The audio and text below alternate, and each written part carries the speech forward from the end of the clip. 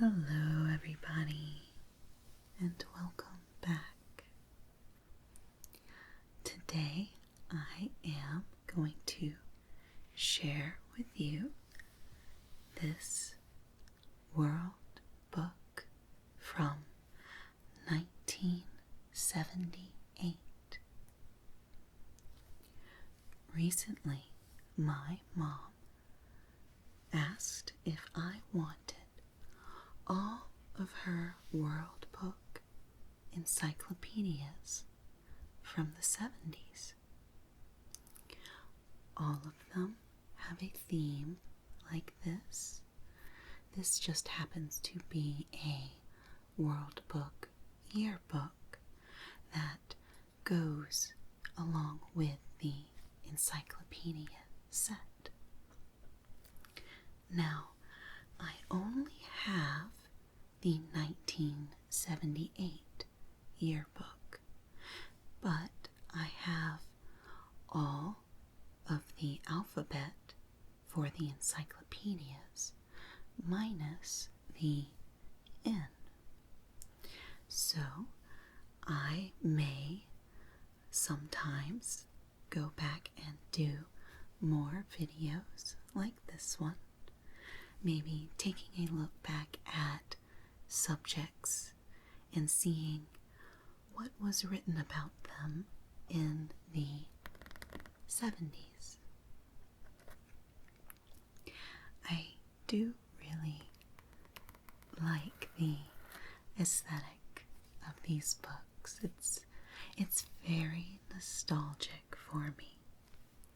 When I was a kid, I loved looking through all of these encyclopedias.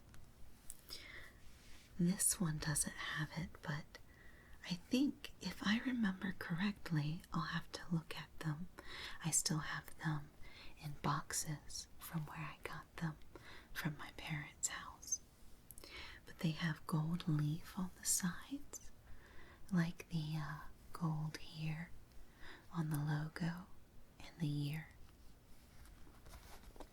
And then on the side here, you can see it's very faded. The book here, almost completely faded. But there's more gold leaf. See, and this says, very faintly, it's there. You can kind of see it. Events of 1977. So it's marked 1978, but it seems to be covering the events of 1977.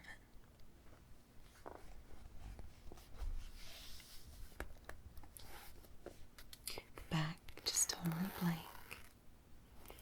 It does have an interesting leather type texture. I don't know if this actually is leather bound.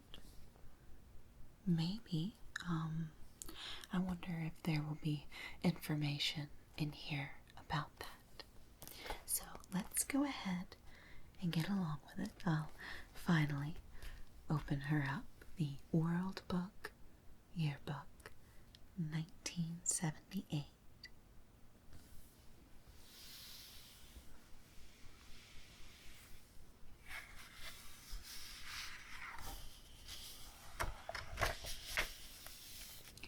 A review of the events of 1977. The annual supplement to the World Book Encyclopedia. The World Book Childcraft International Incorporated, a subsidiary of Field Enterprises Incorporated. Chicago, London, Paris, Rome, Sydney, Tokyo, Toronto.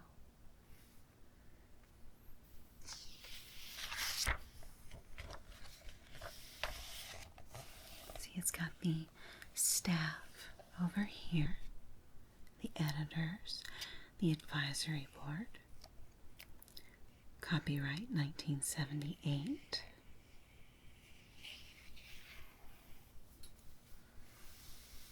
he has a preface here. And this picture immediately starts to show the age. President Jimmy Carter talks about the presidency in an Oval Office interview with Times Hugh City, and World Book Yearbook editors. Now, mentioning again that this is old, there will likely be subjects in this book that will be a little controversial, and I do intend to skip over anything that might not be relaxing. This is an ASMR video after all. I mostly want to focus on the neat things regarding the differences between today and yesteryear, but I would be amiss to ignore that there were some things in the past in this book that, by today's standards, are not good. We'll go ahead and say that. Just get it out of the way. But I will be focusing on the niceties. But let's look a little at this preface.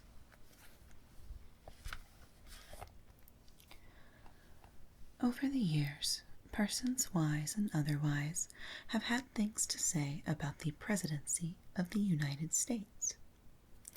The greased pig in the field game of politics was the way that clever cynic Ambrose Bierce defined it in The Devil's Dictionary. Thomas Jefferson, the third man to hold the office, had some doubts. The second office of this government is honorable and easy. The first is but a splendid misery, he wrote. One man who wanted to be president said he was convinced that the office of the president is not such a very difficult one to fill, his duties being mainly to execute the laws of Congress. He never got a chance to find out, though, because Admiral George Dewey, the hero of Manila, lost his bid for the office in 1900. Two men who did sit in the White House in more recent days took more realistic views. The president is the representative of the whole nation, and he's the only lobbyist that all the 160 million people in this country have, said Harry S. Truman. I know that when things don't go well, they like to blame the presidents, and that is one of the things which presidents are paid for, said John F. Kennedy. And the 39th president, Jimmy Carter, has his view of the presidency too, and he discussed them in a White House interview with Hugh Sidey of Time magazine and World Book Yearbook editors. Does he agree with Jefferson's splendid misery? No. You'll find more of his opinions on a special report on page 60. Wayne Weil.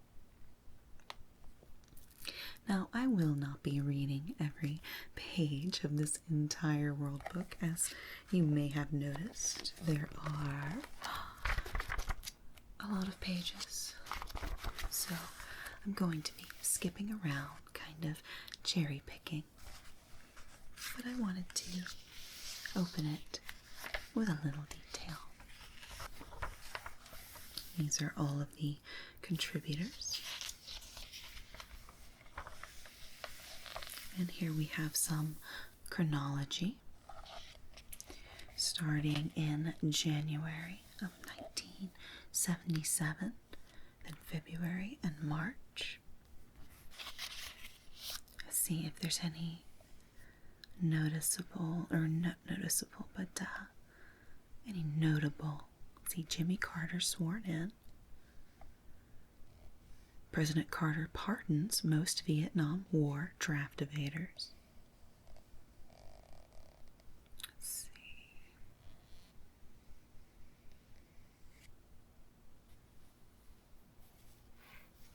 U.S. Senate approves a plan to reorganize itself, cuts number of committees from 31 to 25.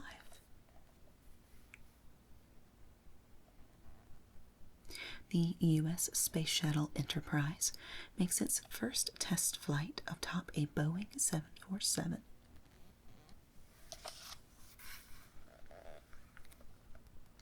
The U.S. House of Representatives adopts a code of ethics that requires financial disclosure for its members and limits their outside earnings.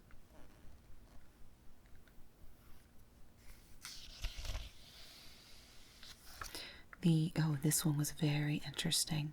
The U.S. Food and Drug Administration, the FDA, announces plans to ban the use of saccharin based on Canadian tests in which rats fed the artificial sweetener developed malignant bladder tumors.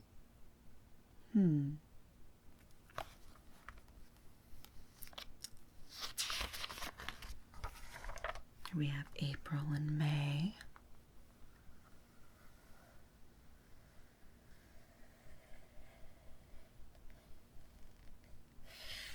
This was interesting. President Carter asks Congress for voter reform measures, including universal voter registration and direct popular election of the president and vice president. Rocky wins Best Picture Oscar.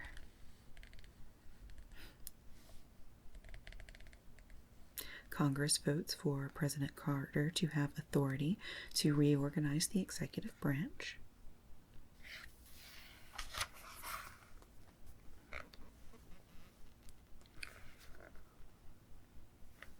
Let's see.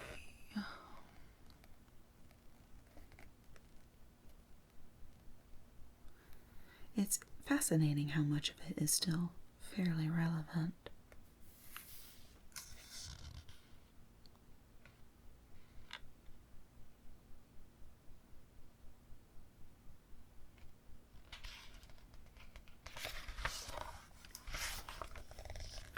June, July, and August.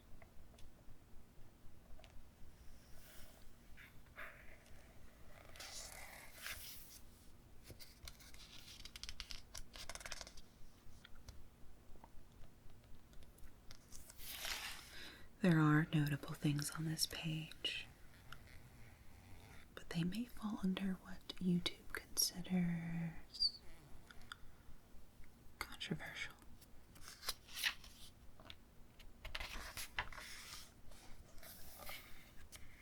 Son of Sam, suspect arraigned. There's the Space Shuttle Enterprise again. Makes first successful flight on its own, landing in the Mojave Desert in California. I would really love to get the other years from this collection. I just find this old information endlessly fascinating.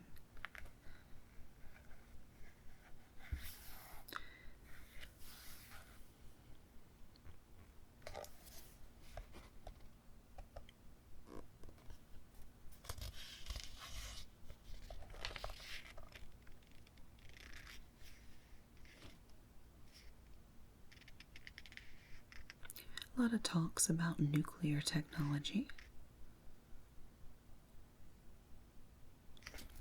President Carter accuses oil industry of trying to capitalize on the energy crisis.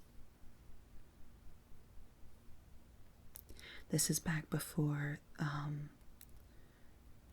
Germany became one again. There was West Germany and East Germany.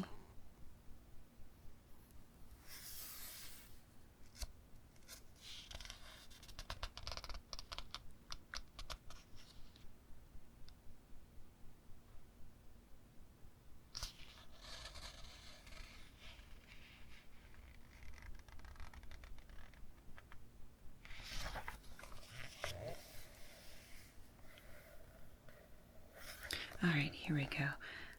In November, we have November and December here. President Carter signs minimum wage bill that will raise the minimum level from $2.30 to $3.35 per hour by 1981.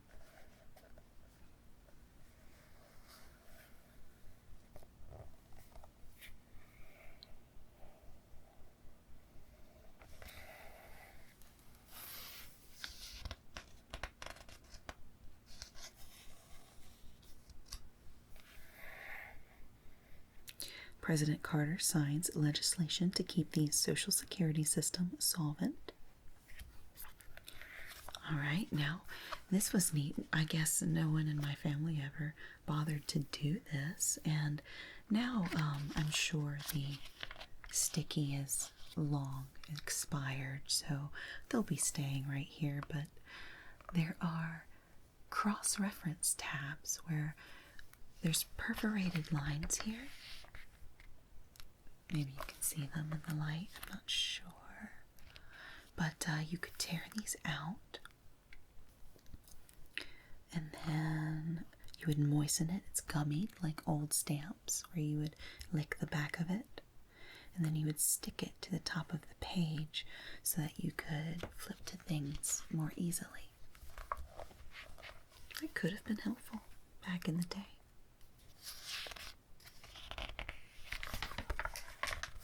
Oh, look, color.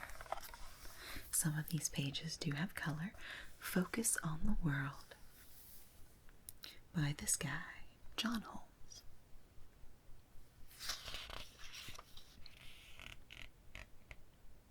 I'm not going to read this whole thing, but I'll read the first paragraph.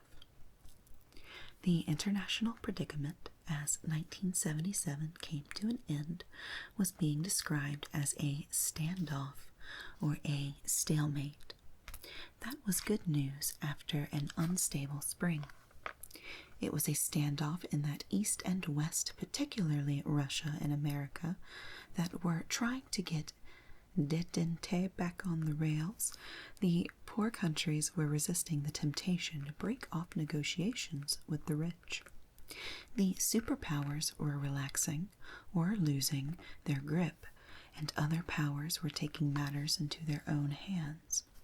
But the standoff was based on stalemate. It was reassuring that the frameworks for negotiations were still in place, but discouraging that there was little progress on the agendas.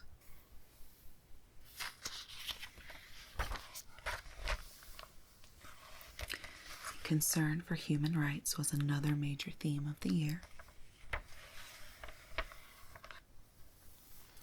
Soviet alarm over the U.S. arms control initiative had caused a rift.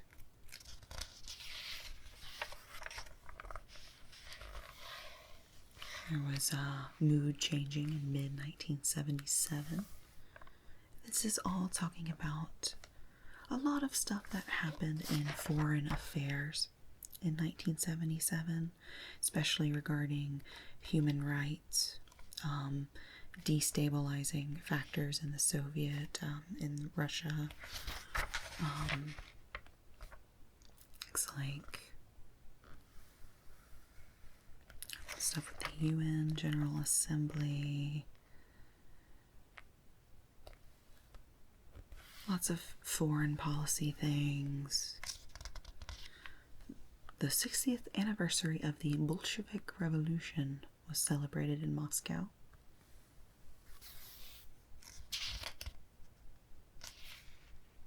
Let's see. In your last sentence of this, I believe. In 1977, however, there was some encouraging evidence that statesmen might acquire that perception without always going to the brink. Then focus on the nation. It was a year of slow and undramatic adjustment to changing circumstances, as if the people were pausing before some new burst of national energy.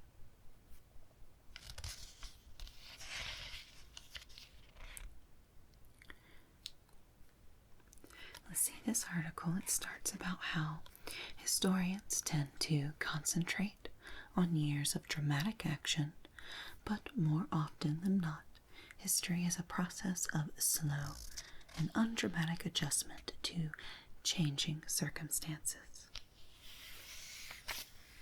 And how, 1977 was such a year in the United States.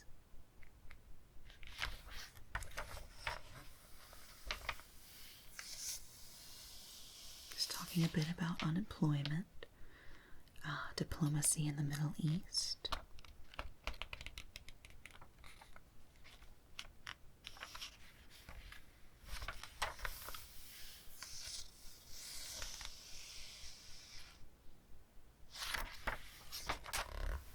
focus on the economy. The good stuff is after these articles. The year was another one of expansion to the highest peaks ever, but psychologically it was characterized by gloom and doom all the way. It is indisputable that 1977 was another year of economic expansion to the highest peaks ever. As 1978 began, the United States economy had completed more than 2.5 years of recovery expansion, a respectable middle age as economic upturns were measured, but still not old against the 3-year average for all post-World War II expansions, not including the prolonged boom of the 1960s, and certainly still young if that 50-month advance is counted in the average.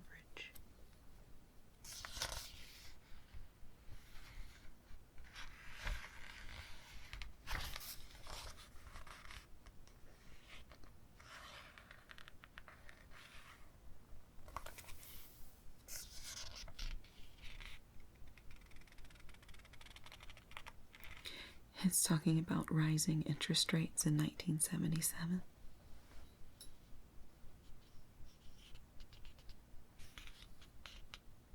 See, despite strong expansion, the economy has not absorbed all who want to work.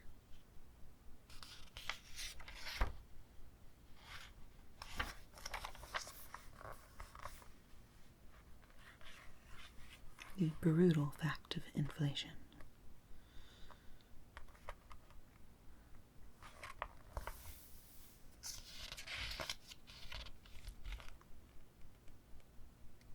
There's a lot of talk about expansion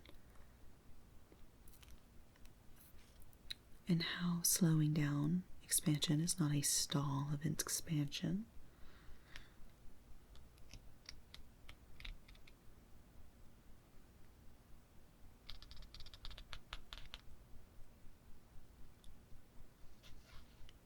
Yes, there's this whole section that's basically talking about battling inflation as an underlying problem.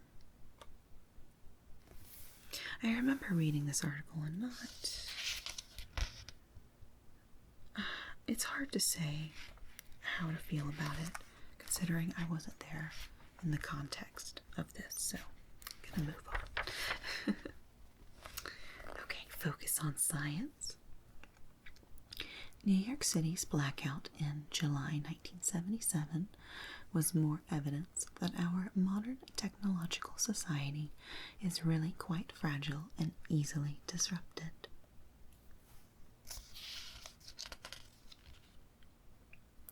On the unusually hot, muggy night of Wednesday, July 13th, 1977, New York City was plunged into total darkness for the second time in a dozen years.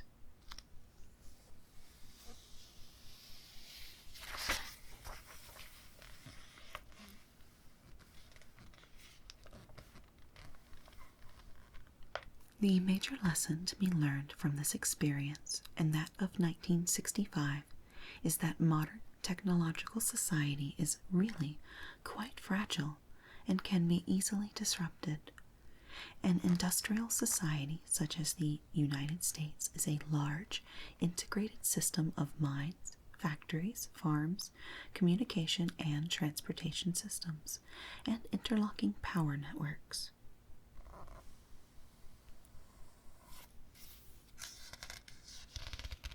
Strikes and sabotage and terrorism are other elements to be weighed. Talking about work stoppage.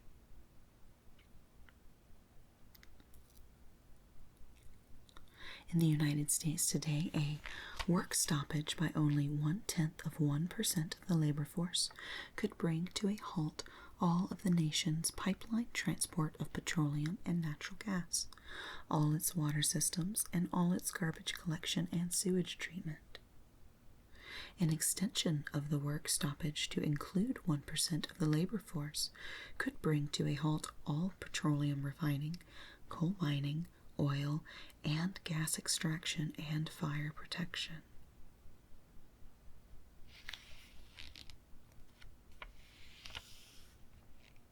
It's talking a bit about some other things that are big issues in 1977. Is it possible we have given birth to a big system we cannot manage?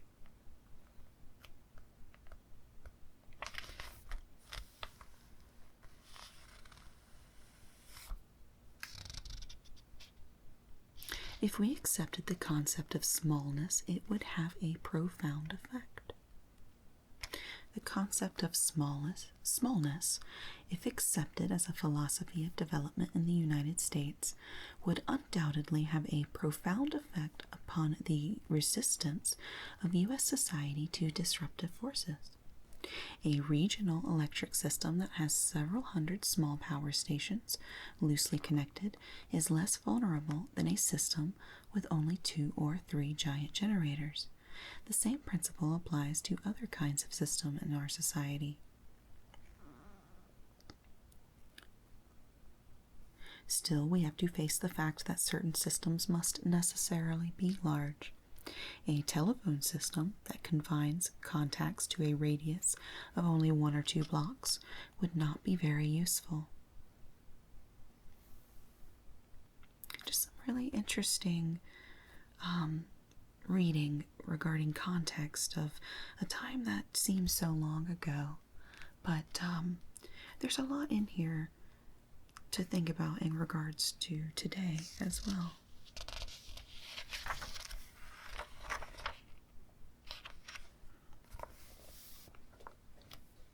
See, focus on education. A quiet revolution called mainstreaming was underway during 1977, representing a serious change in educational thought and practice. Mike and Cindy symbolize a quiet revolution that was underway in American education during 1977, the revolution called mainstreaming. Under the prodding of fresh scholarly thinking, innovative court decisions, and recently enacted congressional legislation, young people with mental and physical handicaps were being taken out of self-contained classes and facilities that had been specially created for them and integrated as much as possible into classes and facilities with non-handicapped individuals. Perhaps better ways to word that today, but that is as written in this book in 1978.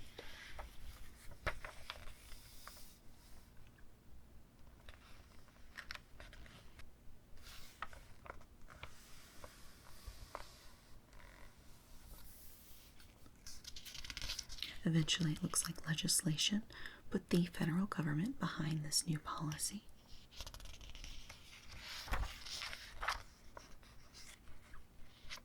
Some 4 million handicapped children were not receiving a good education, and this program was meant to help that problem.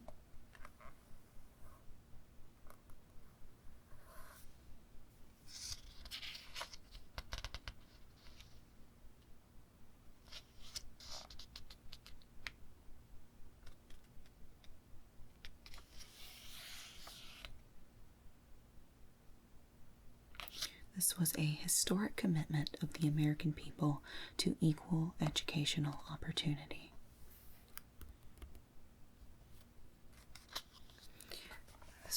Part of this was even just including wheelchair ramps.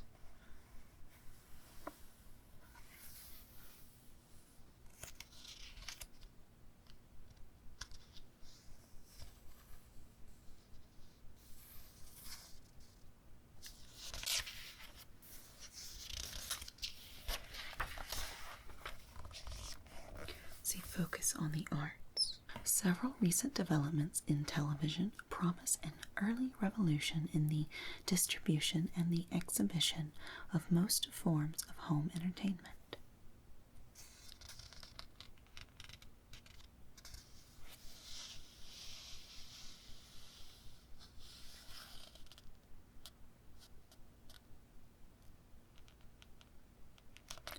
Talking a little bit about television and how popular it's become.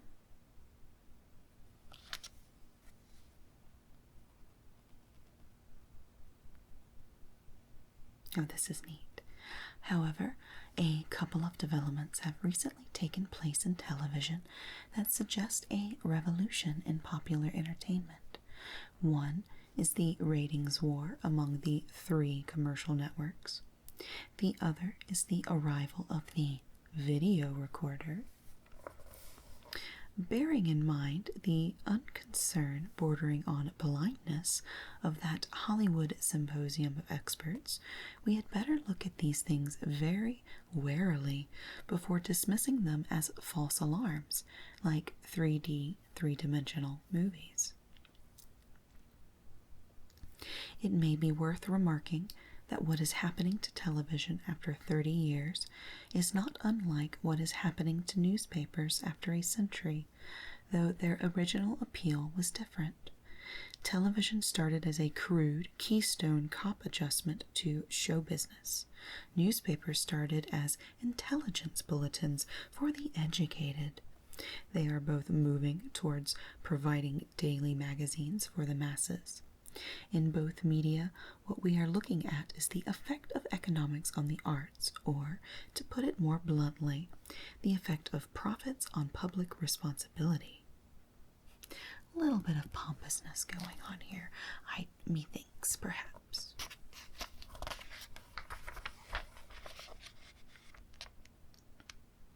First radio, then TV, ate into the ad revenues of newspapers. We still kind of talk about this, even today. I suppose the newspaper's basically gone, but they're still kind of around here and there. Maybe. Television is not battling to survive, but to get the maximum profit.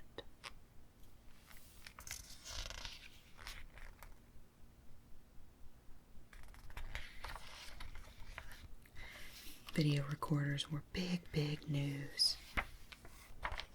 Oh, this is fun. This is a picture of a movie theater, and the caption says, "Endangered species?" ? Movie theaters were genuinely concerned that people being able to buy movies and watch them at home, or even record them off of their TV, that this would kill the theater.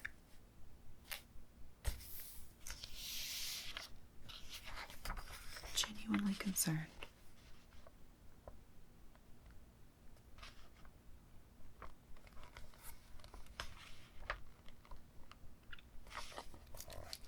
See, the networks themselves are now threatened by a technological invention that could give new life to their old enemy, the movies.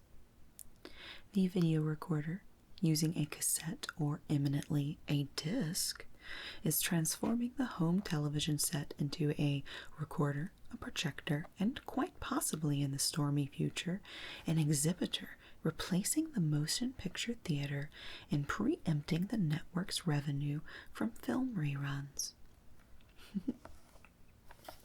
The video cassette recorder was introduced in 1975. It boasted, correctly, that the owner could watch one channel while recording another, and could then watch All in the Family, or Upstairs Downstairs, or the Cotton Bowl game whenever he or she chose. It's a miracle. Within a year, there were 25,000 owners of the Sony Corporation's Betamax recorder, not yet a threat to the network's captive audience of some 75 million TV set owners. But When the National Broadcasting Company, that's NBC, televised Gone with the Wind on 2 nights, it was remarked that all the blank video cassettes in the country were sold out. In theory, at least 25,000 homes can now see Gone with the Wind as often as they please. Can you imagine? 2 film companies, Walt Disney Productions and MCA Incorporated's Universal Studios, promptly sued Sony for violation or depreciation of copyright, claiming that the films they owned would be drastically devalued. They are demanding that Sony be restrained from selling any more Betamaxes or any other similar recorders. So far, the response of Sony and that of the other onlooking American, European, and Japanese manufacturers of recorders has been one of confident boredom. The cost of a Betamax has been halved. The sales have tripled in 1 year, and stock analysts predict that by 1980, the video recorder industry will register a 1,000% increase over the sales of 1976. Lawyers are sharply divided over the validity of the movie company's lawsuit. Some say that new and binding legislation is called for. Some say that a movie company or any other production company can no more prevent a householder from recording a television program than a picture magazine can prevent Eastman Kodak Company from selling film to amateur photographers. In the meantime, the Europeans, Americans, and Japanese are proceeding with refinements that will produce cheaper and longer-running tapes and will allow a separate recording unit to be attached to the ordinary television sets. But at the same time, the North American Philips Corporation, in collaboration with MCA and Sony, the 2 pioneers in video recorders, are promising that a cheaper and finer device already in advanced testing could make the home recorded program as popular and inexpensive as a long-playing phonograph record. Amazing. It is the video disc. In this system, a laser beam scans the indentations on the record and converts them into an electron beam that composes the picture. It's so neat reading about this early technology.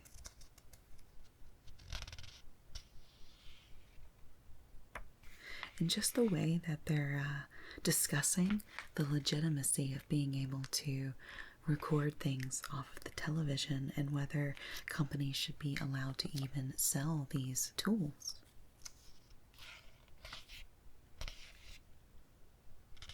TV programs made at home could become as popular as LP records.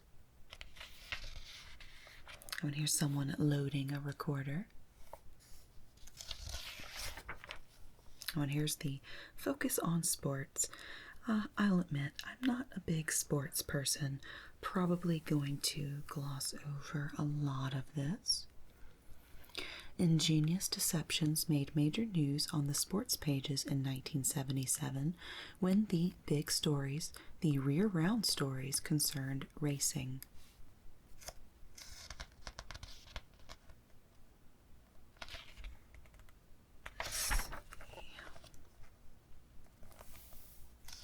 There's apparently a horse napping.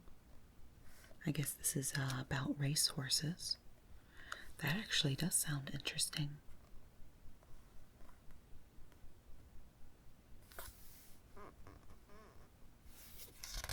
It's talking about horse identification methods.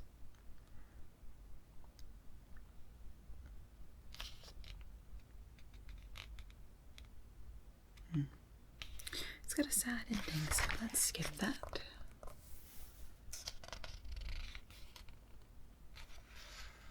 I don't stuff about horses.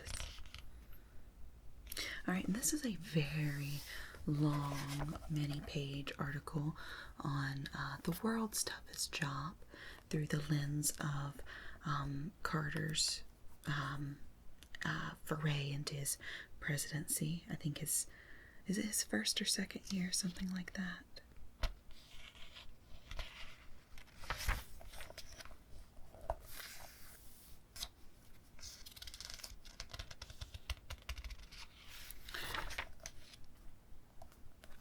Let's see, the presidency, is much more complex than I had anticipated, Carter tells Hugh Sidey and yearbook editors. Along with the president's top secret duties, there are relatively minor matters that still affect human lives and the nation's political fiber.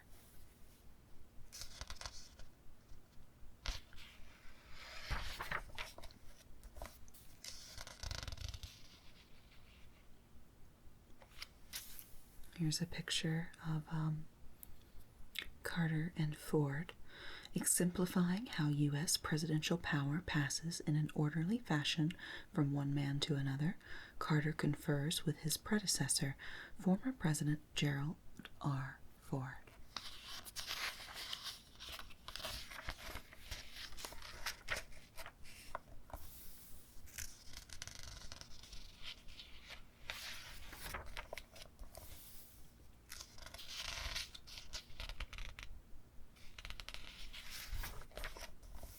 These are some nice photos, though. Nice color photos.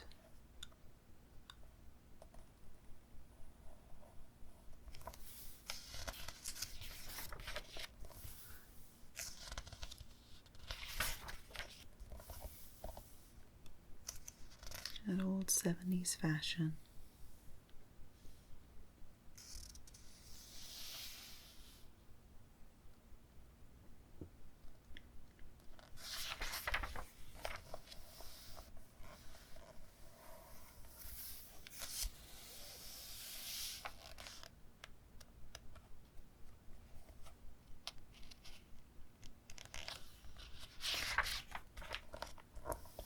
Okay, and then it moves right on to the threat to Antarctica's icy assets. And at first I thought maybe this was going to talk about climate or environmental things, but it's actually about the worldwide scramble for food, energy, and minerals.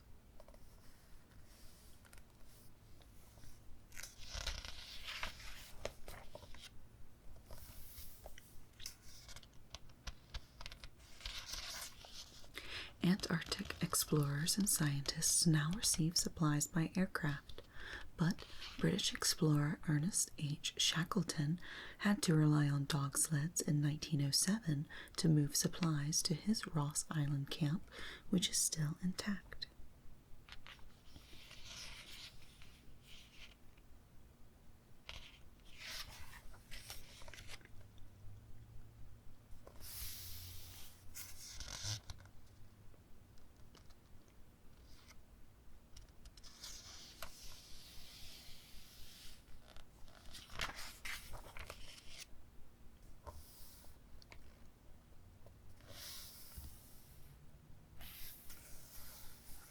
It's talking a lot about treaties and regarding Antarctica and its exploration and the sites that they use for their bases and everything.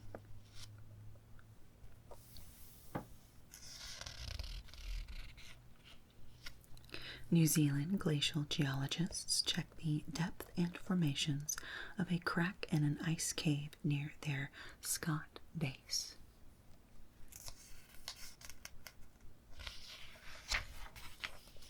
There's some penguins, lots and lots of penguins. Stretching almost as far as the eye can see, Adelaide penguins fill all available space at Cape Adare, Antarctica's largest penguin colony.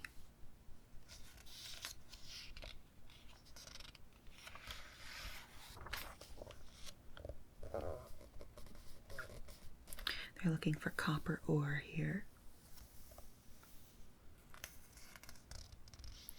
Krill, a shrimp-like crustacean that forms the main diet for several types of whales, is now being harvested for human consumption by ships from several nations.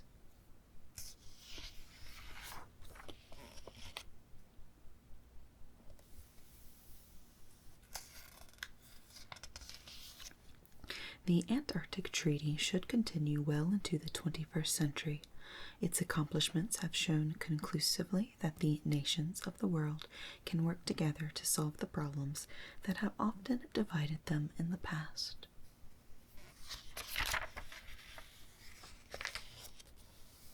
Oh, and here's that article that I mentioned at the beginning.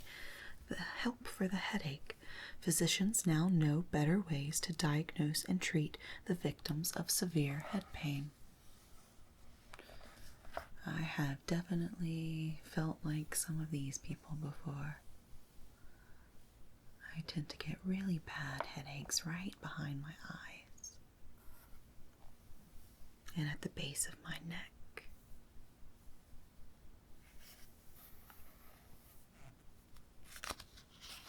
Starts with a story of a 12-year-old boy that was having a terrible headache, and his father was worried for him, taking him, but he didn't take him because he was a neurologist. Didn't take him anywhere for it. But he was having a migraine headache attack. See, Johnny is unusual in that his father is a headache specialist, but he is not a victim of some rare disorder. More than 20 million Americans suffer the throbbing pain of a migraine headache. Severe as it is, migraine is only one of several types of chronic and recurring disabling headaches that afflict more than 10% of the people in the world. In the United States, as many as 40 million persons seek medical help each year for relief of severe head pain. More than half of all visits to doctors are due to headaches.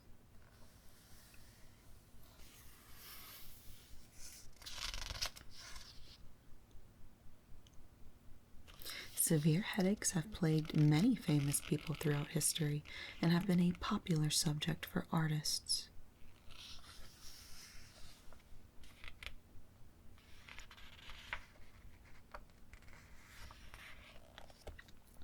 Many specialists now believe that a change in the rate of blood flow through part of the intricate maze of blood vessels in and leading to the head causes headache.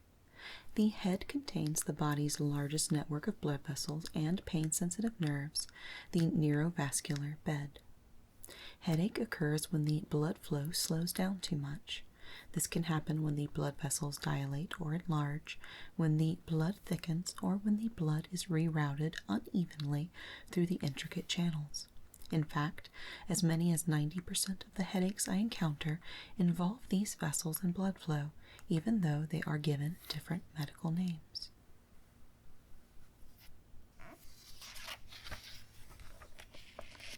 I love all this artwork that they've included for these headaches. It talks about how aspirin's good for it.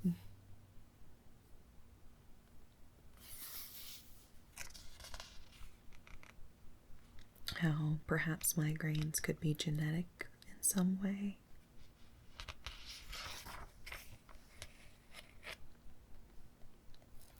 Emotional stressors can bring on severe headache, but so can things like smog, cigarette smoke, and pollutants. Such foods as chocolate, cheddar cheese, and nuts, red wine, a change in barometric pressure, or sudden bright sunshine, and drugs.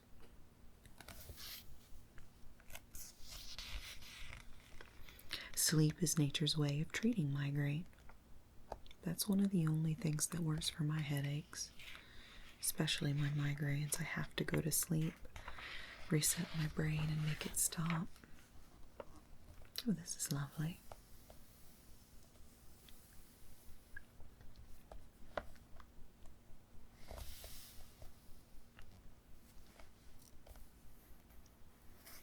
Oxygen poor blood vessel, oxygen rich blood vessel, oxygen, nerve, pain receptor. So you've got these pain bits happening from the oxygen poor blood vessel.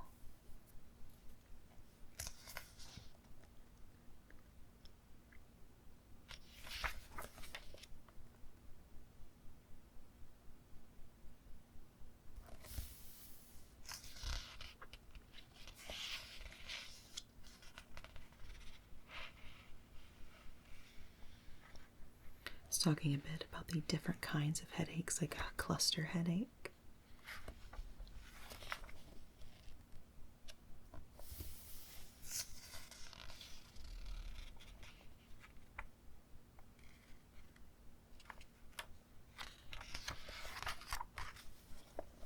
Oh, here's the bat article. Bats relax. They're really nice.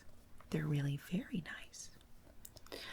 Pushing beyond the myths and legends, scientists find that the long misunderstood bat is an intriguing little creature with some practical benefits to offer.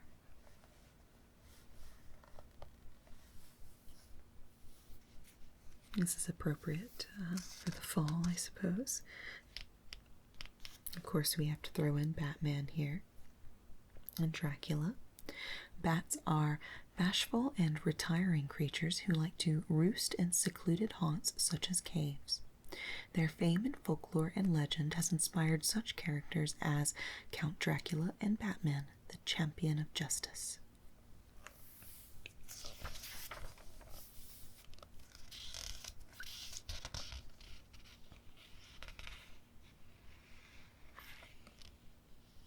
This is one of those, what are the myths versus what are the facts? And this myth here, bats can become so entangled in human hair that the only way to remove them is by cutting the hair. Fact, bats do not get tangled in human hair. They have no hooks or thorns to catch and snarl. Also, they are extremely shy creatures and avoid human contact if at all possible.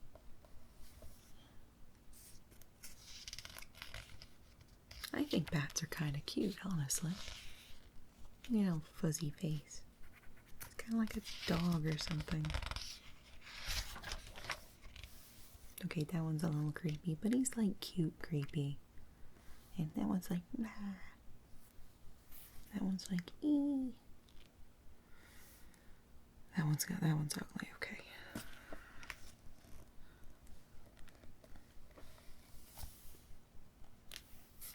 Most bats eat insects, including the red bat, the big brown bat, and the hog-nosed bat.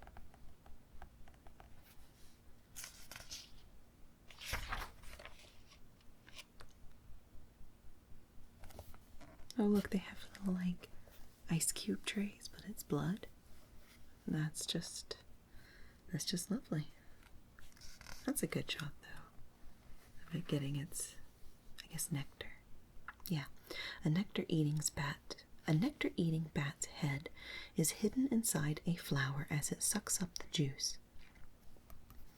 When fully extended, the tongue of a nectar-eating long-tongued bat is nearly as long as the bat itself.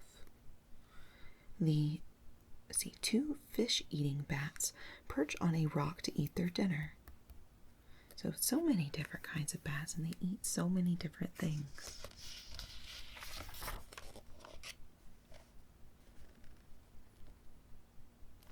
Thousands of bats fly out of Carlsbad Caverns in New Mexico at dusk.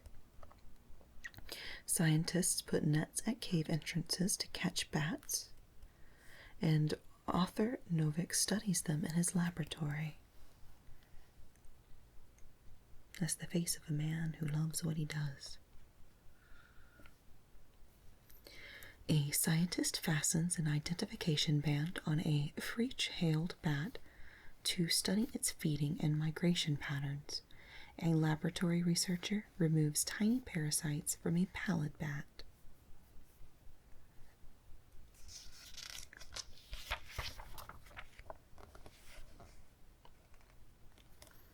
And of course, bats use echolocation.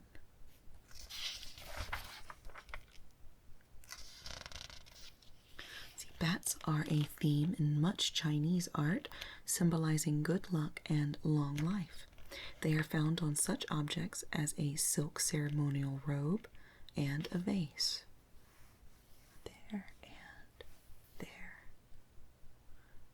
That's neat. I never knew that.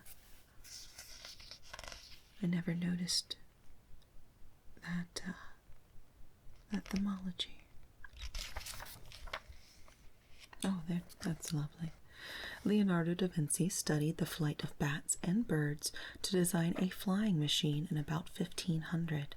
A flexible model above, built by IBM, copied his design. A clay Mexican sculpture below depicts the bat god of the ancient Zapotec Indians.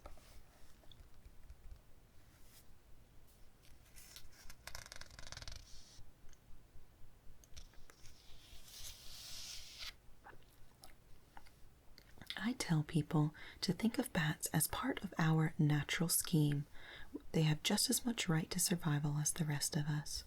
They cause little, if any, harm, and they help us in several ways: consuming harmful insects, scattering seeds, pollinating flowers, and engaging our thoughts and imagination as they flit erratically through the dark. So why not just relax and enjoy them? I love how this guy loved bats so much that he wrote a multiple-page article in the World Book Yearbook in 1978. Just kind of talking about bats, man, and how they're really very nice.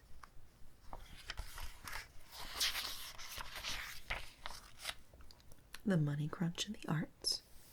United States arts organizations are more popular and active than ever before, yet the struggle for survival grows more desperate.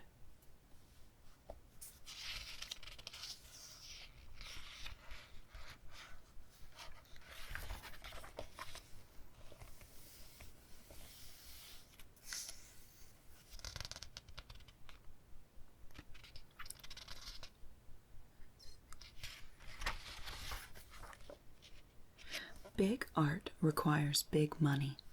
Several opera companies may share the cost of designing and building such massive sets as the Chicago Lyric Opera's set for Mozart's Idomeneo above left, but a small army is needed both on stage and behind the scenes to present a performance. That costly and mostly unseen army includes administrative workers, musicians, chorus singers, ticket sellers, dancers, and dozens of others such as stagehands and craftsmen.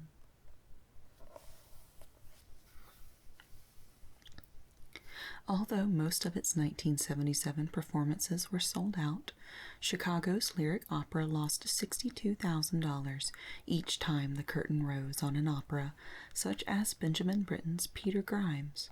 A $3.5 million deficit had to be made up through private, corporate, and foundation donations.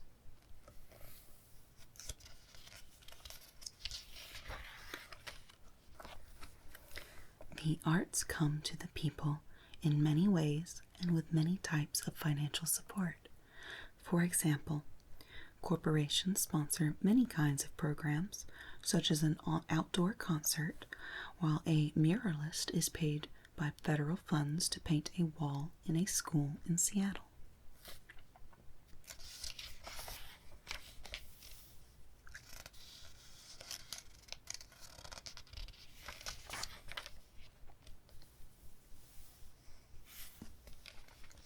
Heavy government financial support helps the arts in many countries.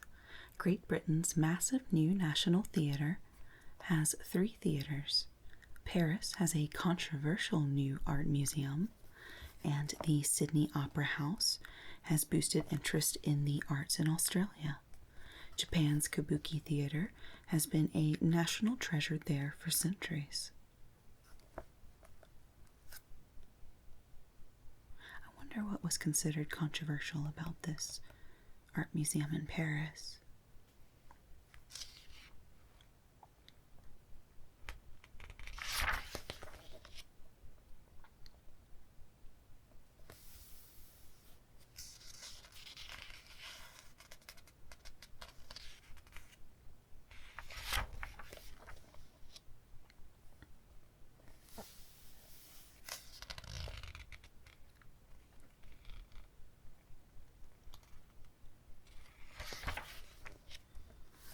this part I thought was really neat. The job in your future. So this is a bit of speculation in 1978 about what the future job market could look like. Education and adaptability will be the keys to career success in tomorrow's highly competitive working world.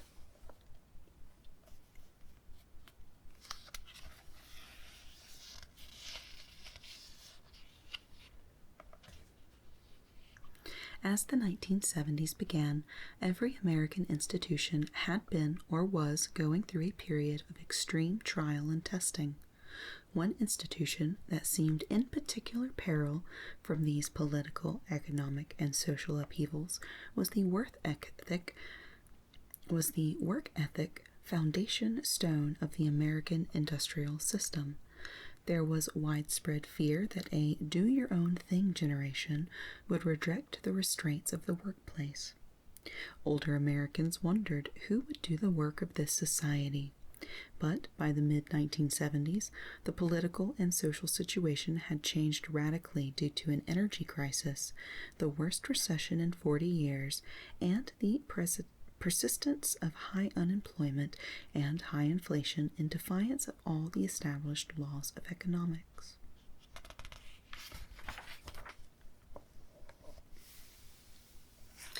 There's a lot of talk about the increase of women in the workforce in the 70s, and how that, along with many other social changes, was really creating a vastly different place when it came to the work world. But there is a continuing job gap.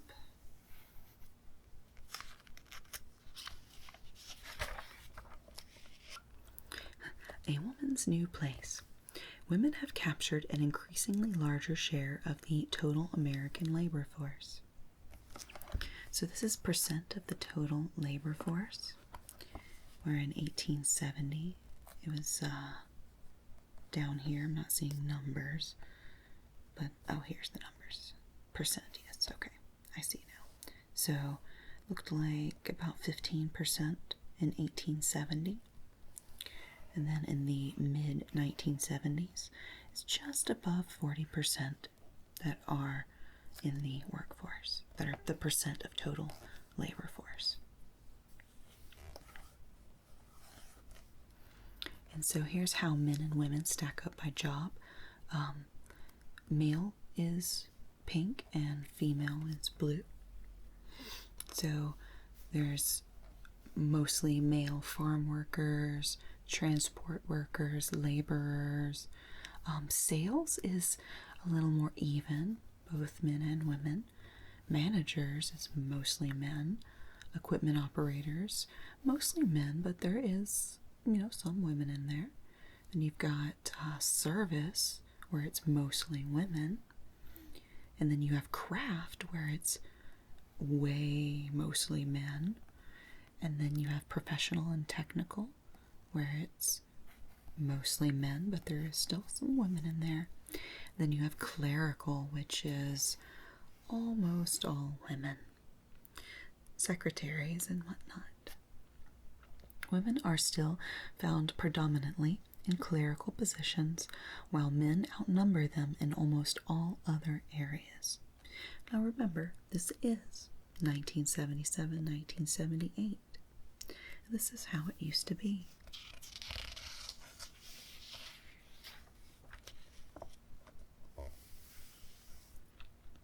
It starts to talk a little bit about secondary higher education, going to college, and how it was becoming more and more important to go to college if you wanted to get a good job.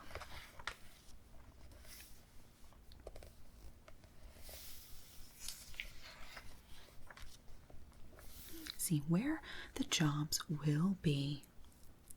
New jobs will be created in every area except farming. The greatest number of openings will be in clerical work. So we're here in the mid-1970s. and they're predicting where things will be in the mid-1980s. It says millions of jobs. So they predicted 20 million jobs in clerical, up from 15 million 10 years previous. They believe that equipment operators, professional and technical, service workers, craft, and managers and administrators and sales, all of those are going to rise, whereas laborers will only raise a little bit and farm workers might decrease.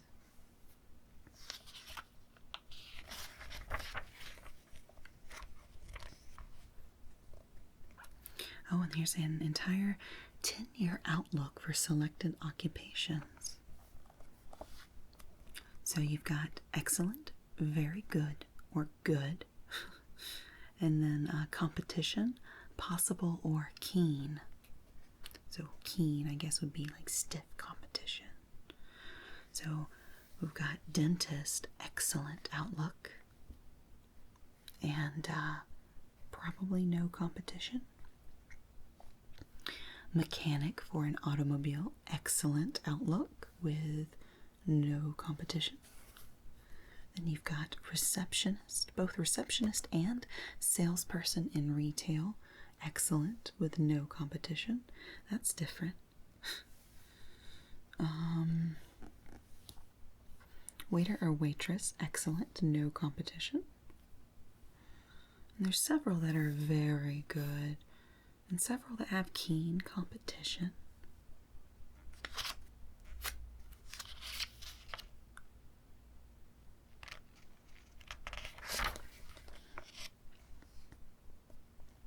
See, a good education is the best job insurance. The less schooling they have, the more likely individuals are to find themselves jobless. By the 1980s, college graduates will fill almost 70% of all professional and technical positions, plus a large share of managerial posts.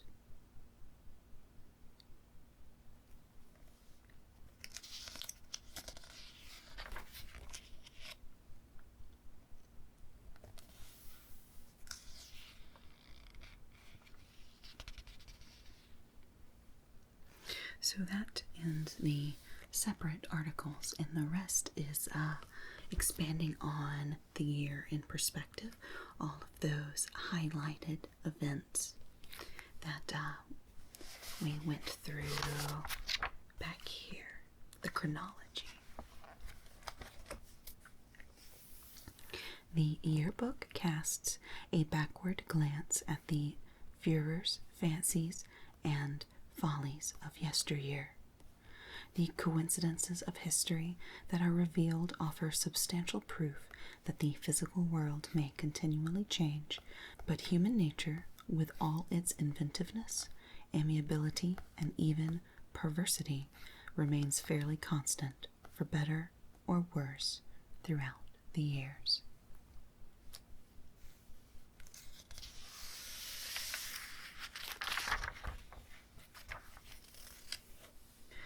Now I'm mostly going to be flipping through these, and I will stop when I see something interesting, because this is a bit of history mixed with a bit of opinion, mixed with a bit of even farther back history. See, the year on file, 1977. And here's where it starts to look a little bit more like an encyclopedia. It's in alphabetical order from Adams Brock here to Afghanistan here.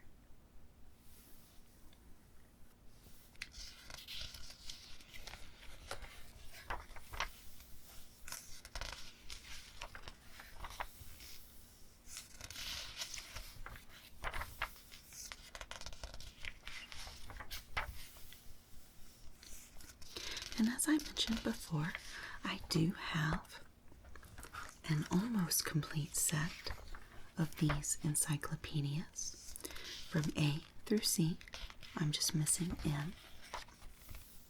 So, if there's anything that you would like to learn about through the lens of 1977-78, please let me know in the comments below, and I will see about doing more videos where I go through subjects in those encyclopedias.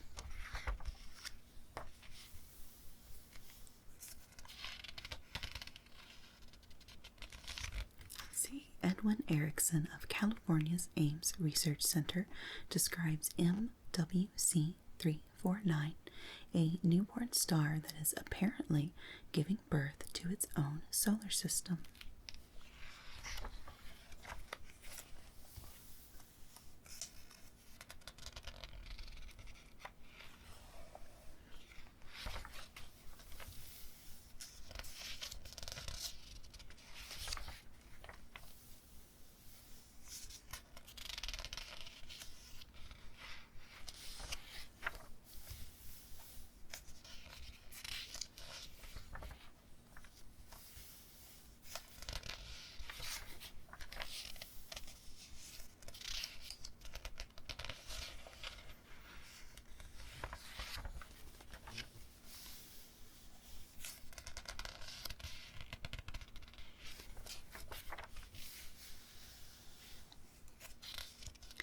The last part of this will go a bit faster, and I will likely be talking less.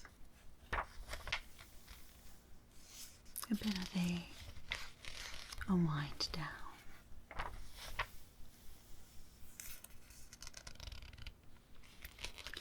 Here's a bit of a section on genetic engineering, biochemistry. You can see here a little bit of fear accumulating. There's a clipboard that says genetic engineering, and there's two scientists.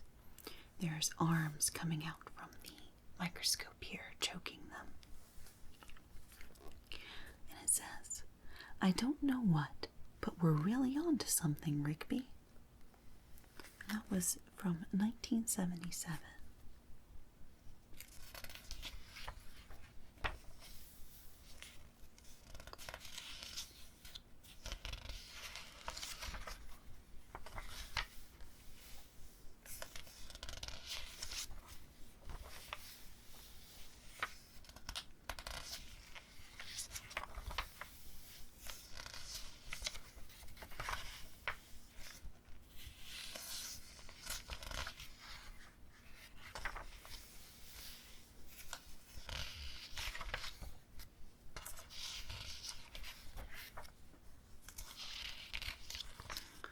There's Canada.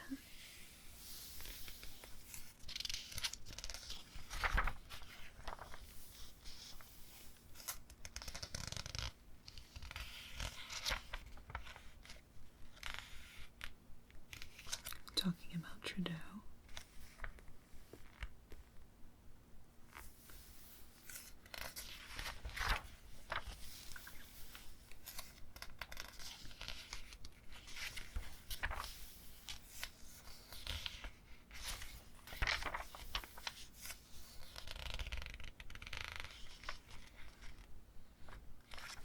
Queen Elizabeth II, celebrating her Silver Jubilee as monarch of Great Britain, rides to St. Paul's Cathedral for a Thanksgiving service.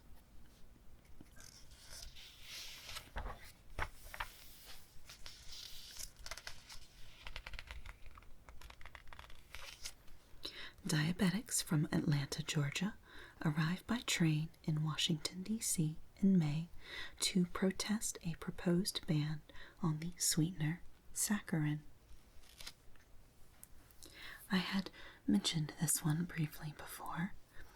A saccharin ban was ordered by the FDA on March 9th after Canadian laboratory tests indicated the sweetener might be a carcinogen.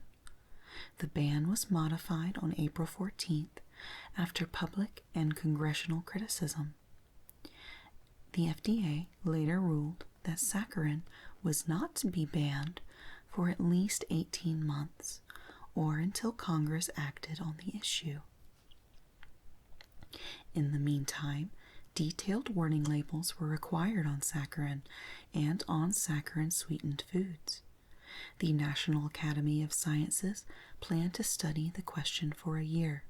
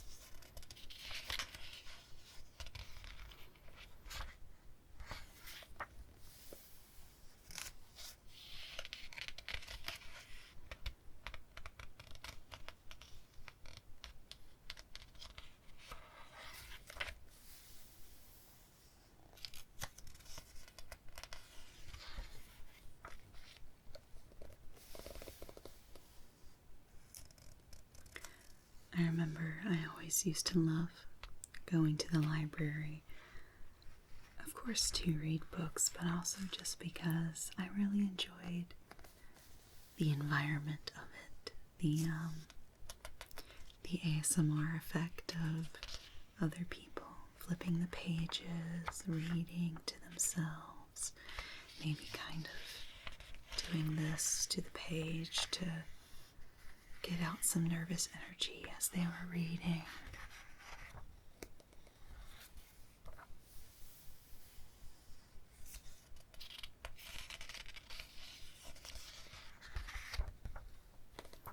Hoping to evoke a little bit of that effect in this video.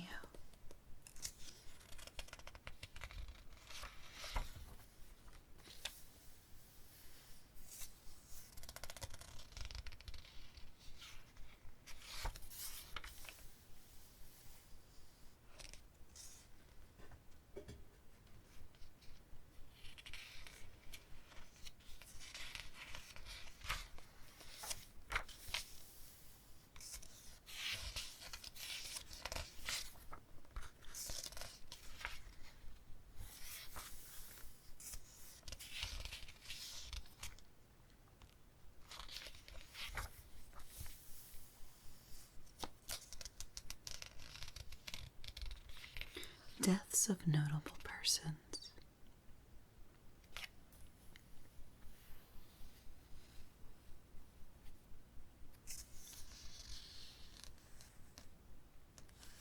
There's Freddie Prinze, Joan Crawford,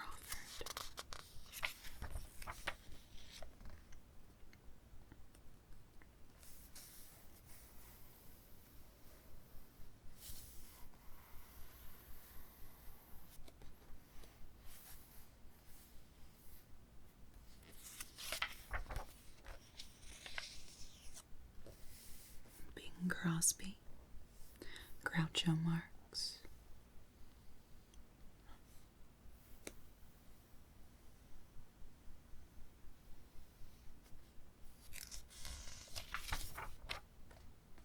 Elvis Presley,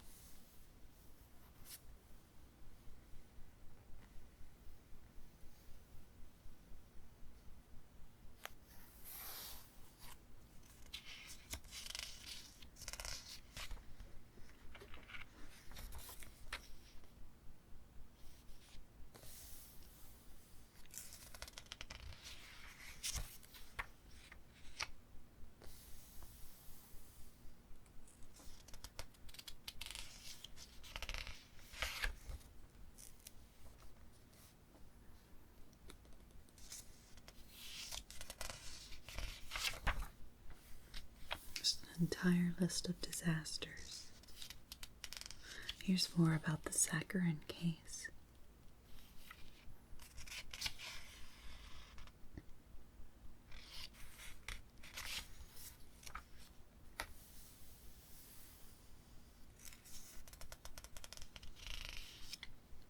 thought this was interesting.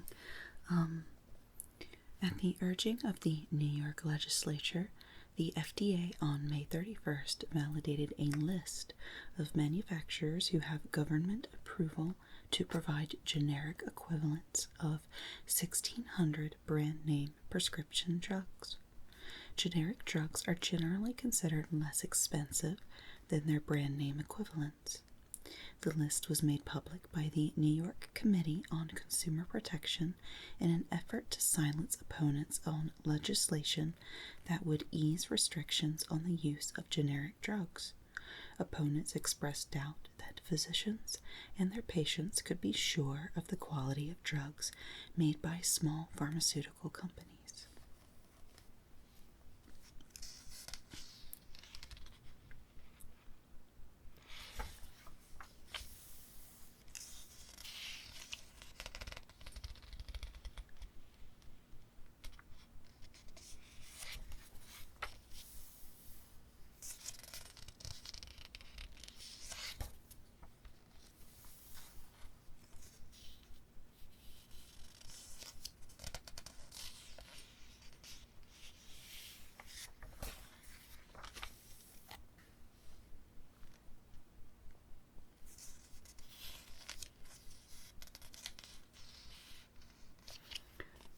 College costs soar. Higher education goes higher and higher. So, I was looking at these graphs with my husband the other night, and we were trying to figure out if this was for 1 quarter or 1 semester or 1 year. It seems to be written as if this is for 1 year. And if that's right, that means that, like, for a public college, it only cost, if you were a resident, that meant if you were living in a dorm, it only cost you $3,000 a year. $3,005 in 1977 to 1978 as a resident. If you are a commuter, $2,486. And this is talking about how much college costs have risen in a short amount of time, because just a few years earlier, 1970 to 71, the resident cost was only $1,783. Residential would be $1,531. These graphs here are for private institutions, so they are higher, but still $4,900 for a resident at a private institution for a year, if I'm reading this correctly.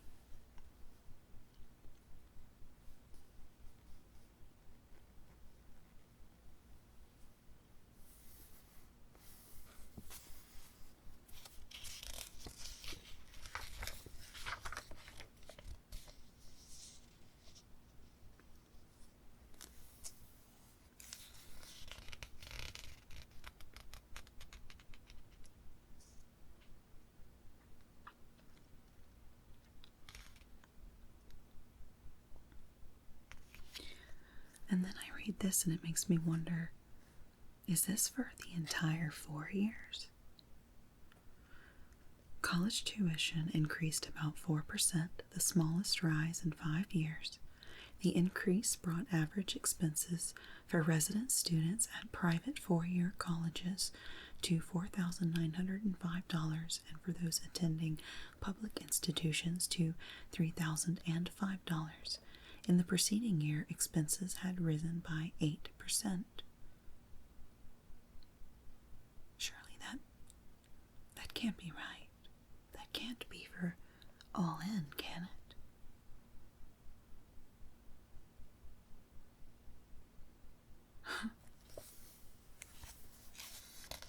Surely not.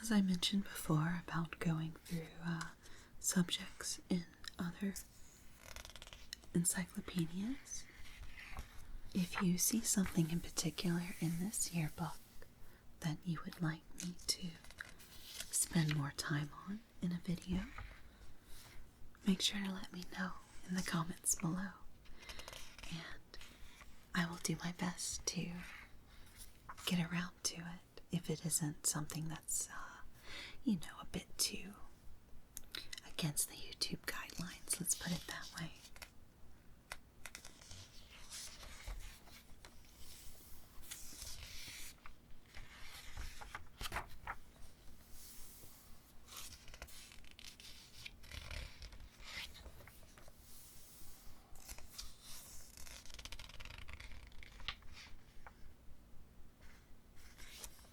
Firefighters clad in asbestos suits battle a blaze raging through a drought-plagued forest on the outskirts of Los Alamos, New Mexico.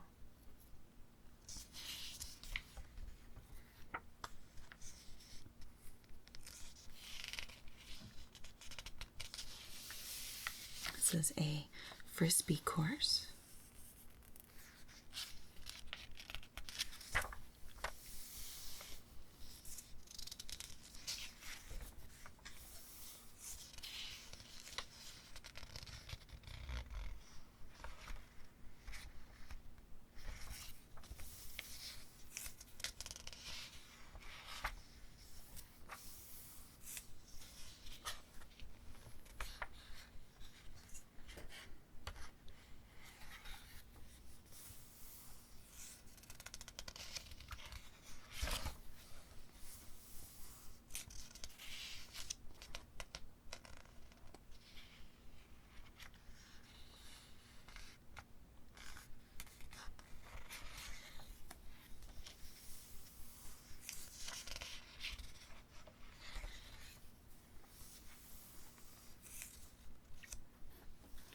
See, here's a man being taken to the hospital, and the doctor is asking him, "Are you sure you can afford this?"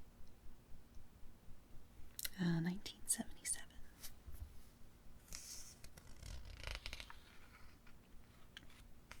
This is talking about rising housing costs, similar to the bar graph showing the college costs. This is interesting to read because it's very similar today, but now today things are much more expensive. See, no dream home. Continuation of such trends could mean that the American dream of home ownership will become obsolete by 1985.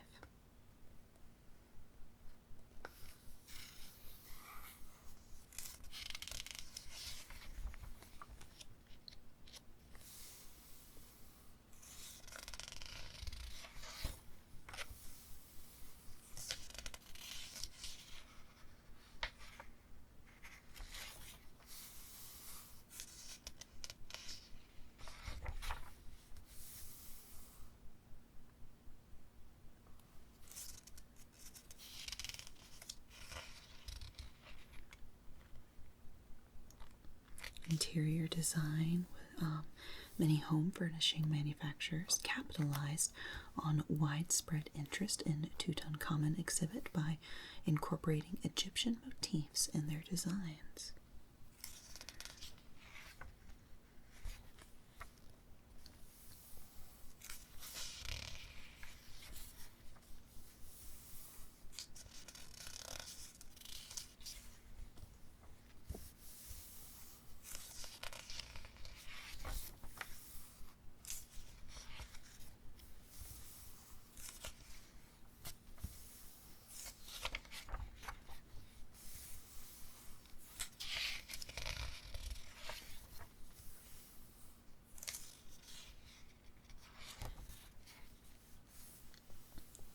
I've been looking online to try and find more of these yearbooks, since I only have this one from 1978.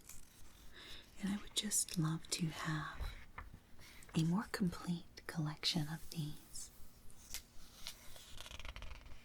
I have found a few online, but they typically come in large sets. And I really only want the yearbooks as opposed to the entire encyclopedia set. Since I already have that. And so I'm also looking for just the N of the set, since that's all that I'm missing there.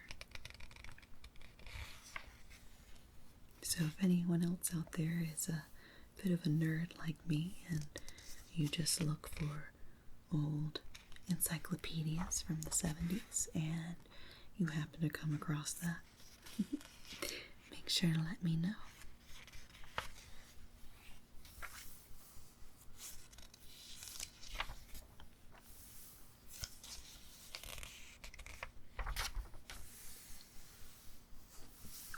This is talking about the metric system and how even then they were considering, I think, changing from the imperial system to the metric system. It never seemed to happen, but in this comic, you been switched to leaders yet, or are you still giving courts?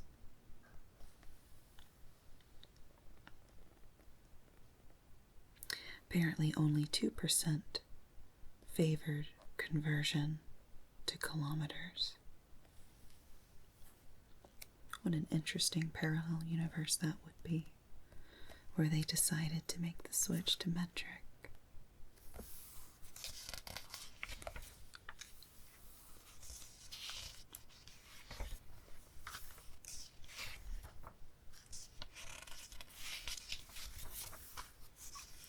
Oh, this is fun. It's Star Wars. Star Wars, a swashbuckling space adventure for the entire family, promised to break all records for attendance and worldwide movie income. And if you notice, it's just called Star Wars, not Episode 4, no subtitle, just Star Wars.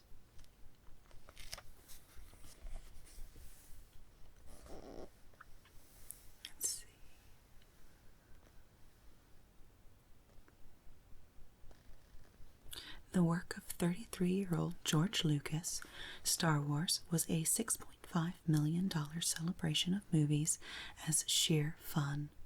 Its reception clearly signaled a renewed thirst for family entertainment. While it dazzled audiences primarily with its wondrous and witty special effects, much of Star Wars' appeal lay in the childlike simplicity of its story and its space-aged knights, benevolent wizards, wicked emperors, and damsels in distress. It talks about science fiction a little as a whole. Smokey and the Bandit, the Pink Panther strikes again, The Spy Who Loved Me.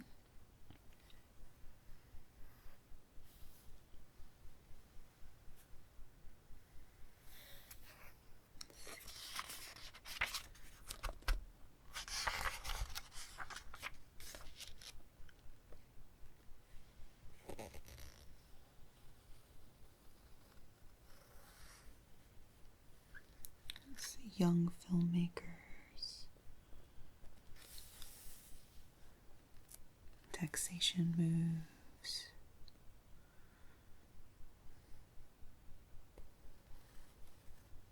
talking a bit about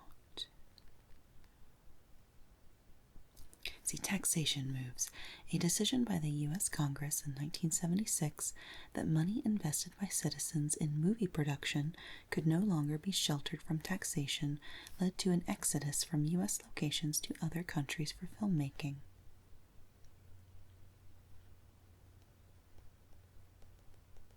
And that sort of thing happens even now between various states.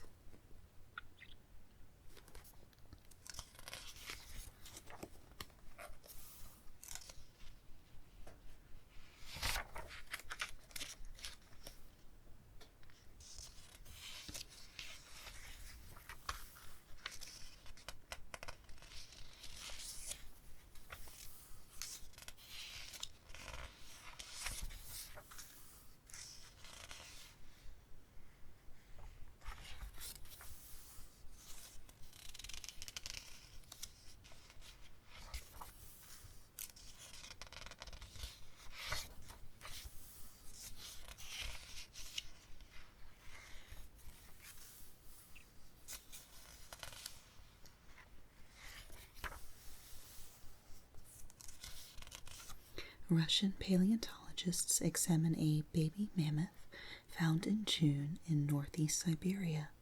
The mammoth died and was frozen intact about 10,000 years ago.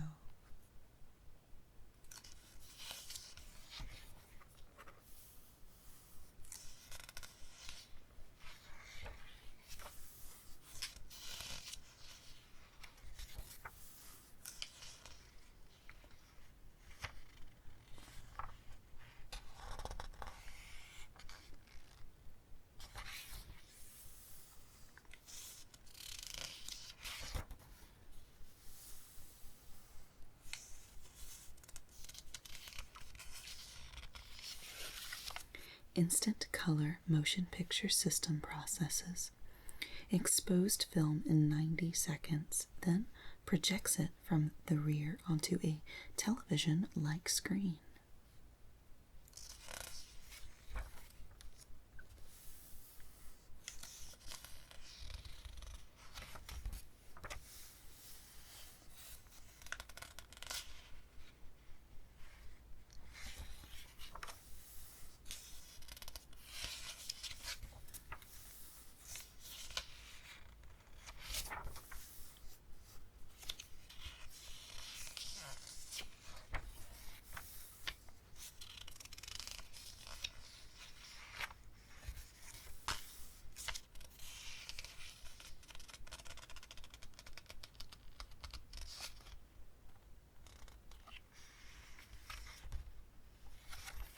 Contestant climbs a rope in Rat Olympics, staged by a Winooski, Vermont psychology teacher to demonstrate that rats can learn quickly.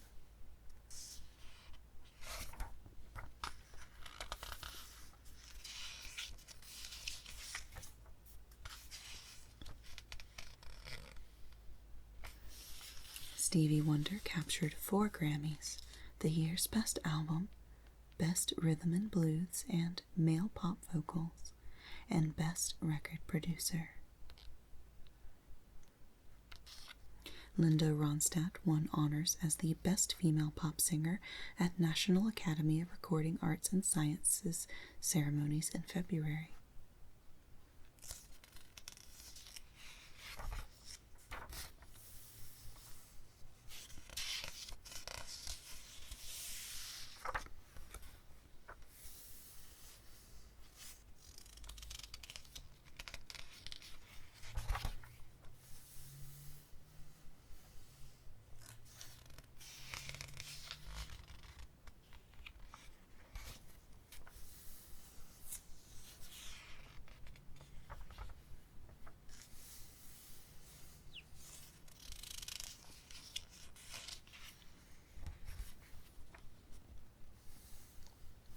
So as I do get closer to the end of this, those of you that are still listening or watching or who haven't fallen asleep, I wanted to know your opinion on these longer videos.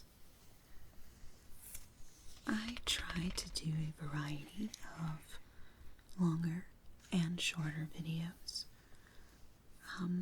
but I tend to do a range between 30 minutes at the shortest and 2 hours at the longest.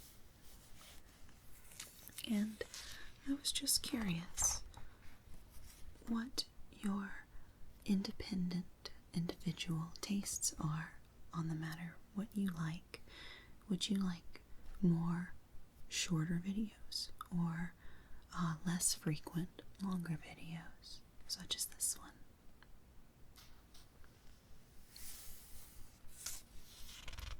I will continue to do both, but lately I've been doing more of these longer videos just because I've been enjoying them. But if you would much more prefer more videos that are shorter, I can definitely make sure I do more of that.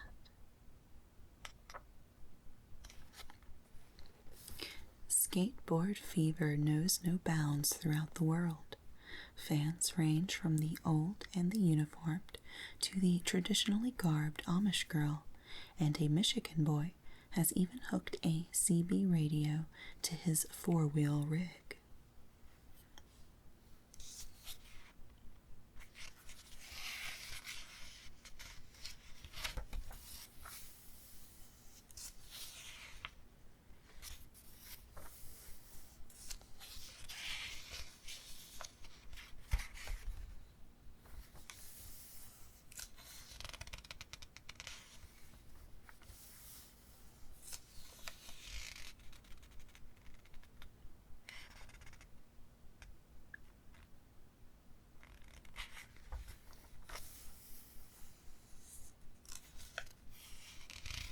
Personally, I do like long videos, especially when I'm using them to go to sleep.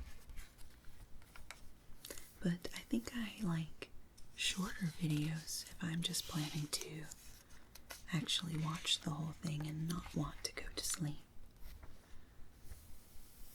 So for me, it just depends.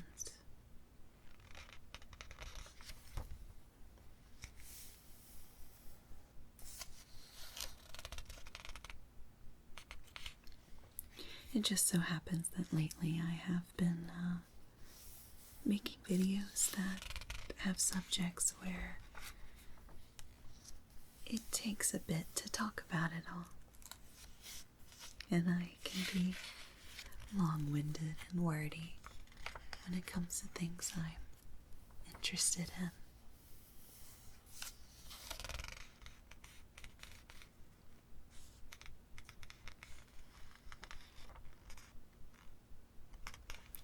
Annie was a new musical way back when.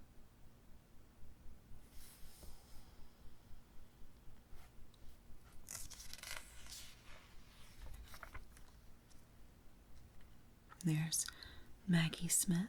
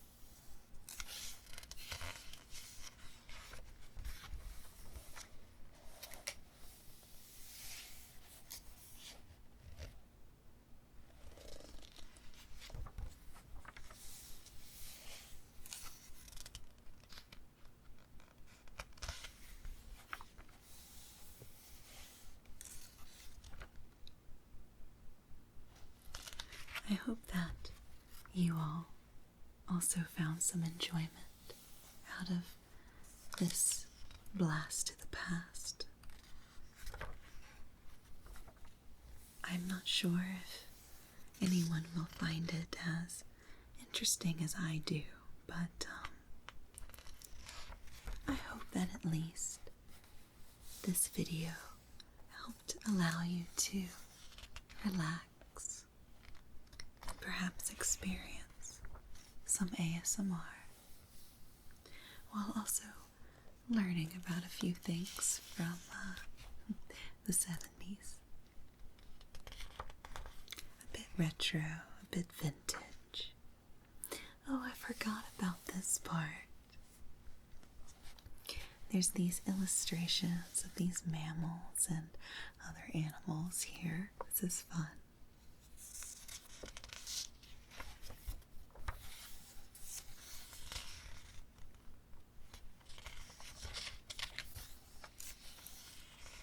I love scientific illustrations. And there's some good photography here too. Nature photographers are so amazing. The things they go through to get these photographs. And can you imagine back when you didn't have the the advantage of the digital cameras.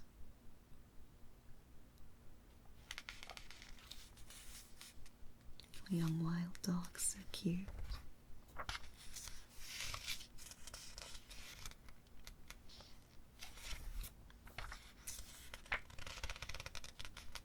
And classification of mammals.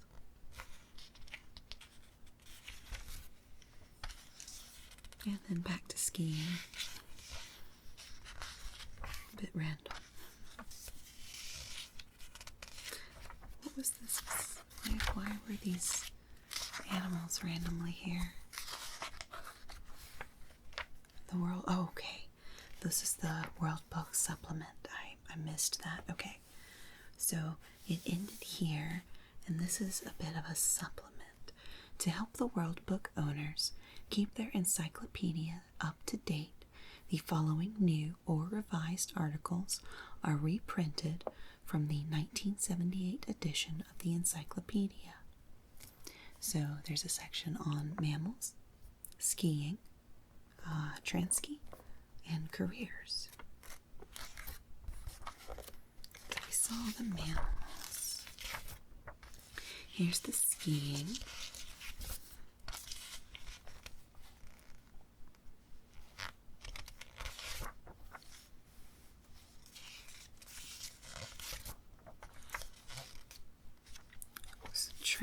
Transkei or Transki.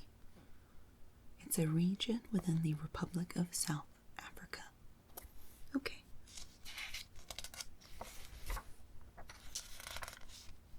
And then careers. The world of work offers people the chance to choose a career that suits individual abilities, interests, and goals. A person seeking a career can select from a wide range of opportunities that include all kinds of settings and require various levels of preparation.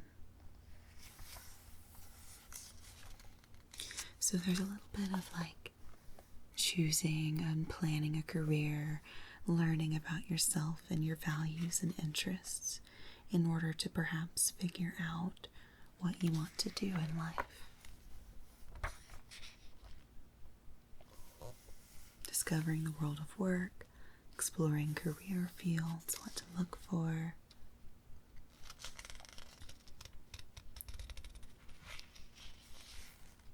Annual income by amount of education.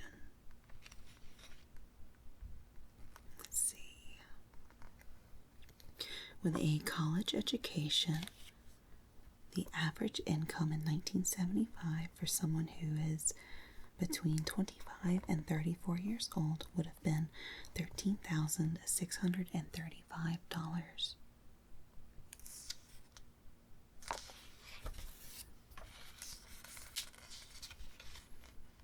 I'm writing a resume. Agricultural researchers to oil well drillers. Computer specialists, bank employees, clerical workers, telephone line workers, the motion picture industry, the editorial staff of a newspaper, architects, construction workers, forest ranger, industrial hygienist. They measure noise levels outside of a chemical plant. Such specialists help reduce health hazards by measuring various kinds of pollution in work areas. That's interesting.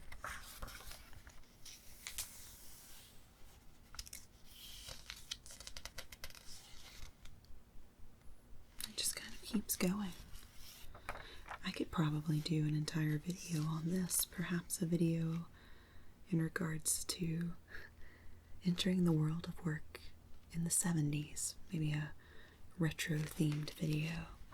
Maybe we can play pretend like it's 1978 and you need help getting a job.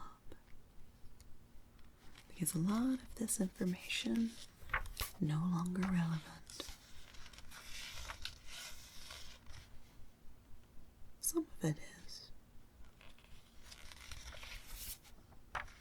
The internet has changed things so so completely, it can be hard to relate to some of this old information. Okay, and then there's a dictionary supplement. So it's, I guess it adds to, yeah, it's just a, dictionary supplement, just as it says. I'm just gonna flip through this. We're pretty much at the end now. I do hope that you have enjoyed this video. I hope you were able to find some type of entertainment value as we went through this 1978 yearbook together. I thoroughly enjoyed it. As I've said many times, I find this old, outdated information to be fascinating. And I have other old textbooks from generations, decades past. If you liked this video, please let me know in the comments, and I'll make sure to get out some of my other books, and of course to do more with these encyclopedias.